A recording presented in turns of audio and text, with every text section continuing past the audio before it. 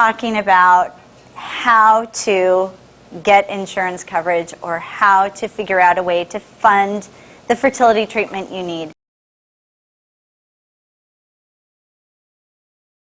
What you want to do when you talk to your employer, if you talk to your employer, it is an option for you. Not everybody is comfortable doing this. Not everybody has a good relationship with their human resource department or the person in charge of benefits. But I'm telling you this because it's an option. All right? So you can ask your employer, will you write a letter to the insurance company stating that you would support us receiving this benefit? Is there a benefits package I can pick up? They call it like a rider, where it's just coverage for particular things, and you pay extra for that, but it would give you coverage. And the truth is, in the research that we did, a lot of employers don't realize that they can go back to the person who manages their insurance and ask them for more options of insurance plans that include infertility or for options that include riders. The employer and say, look, this is the benefit of your company and everybody who works here, or you can say, this is very personal to me and I would really appreciate the opportunity, if you could see if there's a rider that I can purchase. The other thing employers really like is sample benefits. And we do provide that in something we've created called the Policymaker's Guide to Infertility Health Benefits. Sample benefit plans, employers really like that. If you can help them do a lot of the work, you can say, here's a sample plan for this company. It costs them less than 1%. It would be wonderful if you could add that to our benefits plan during next open enrollment.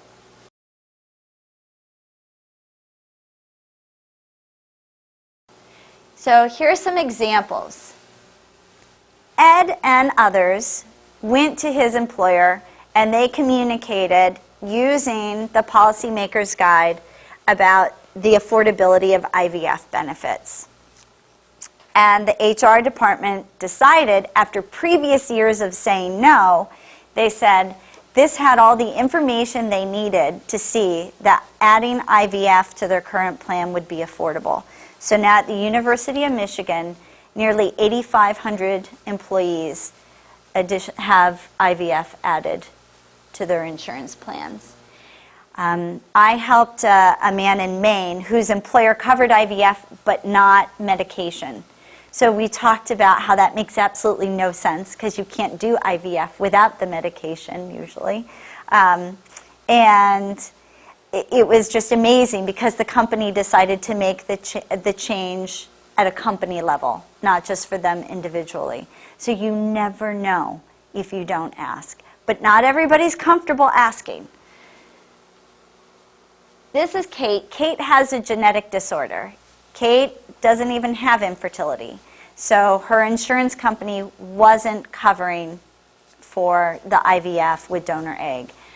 So she unfortunately had a pregnancy with the genetic condition that would have either led to stillbirth or a miscarriage, a late-term miscarriage. So she had a procedure done, which the insurance company paid for.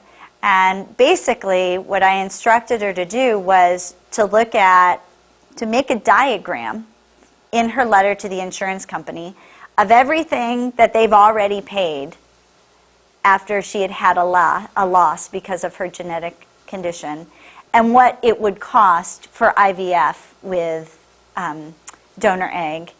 And it was significantly, more what they had paid out when she had suffered the loss.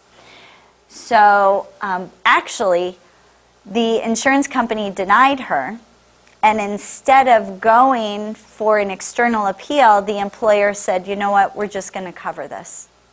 This is the right thing to do. Overall, the employer wants to know what are their legal obligations. They have state regulations that they have to follow. They have to follow federal laws. If Do you know what a self-insured employer is versus a fully insured? Okay. So a fully insured employer is, I'm just pretending, I'm a fully insured employer, and I'm going to pay a huge amount to the insurance company, and when my employees submit a claim, the insurance company pays the majority of it. Options, they want to know what are some sample benefits, they want to know what the cost analysis are, how coverage benefits the company. It gives them happy, loyal employees. It makes them competitive.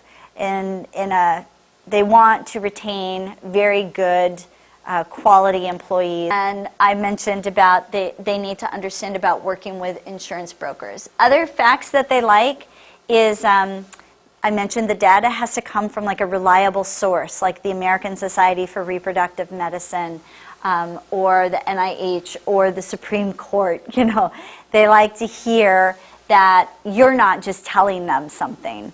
You have to kind of support, instead of saying in your letter, but this is, you know, I'm considered disabled. You need to be able to share the information that says, according to the U.S. Supreme Court, we are protected.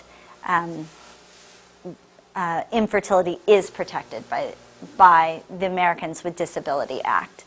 And it gives you more credibility.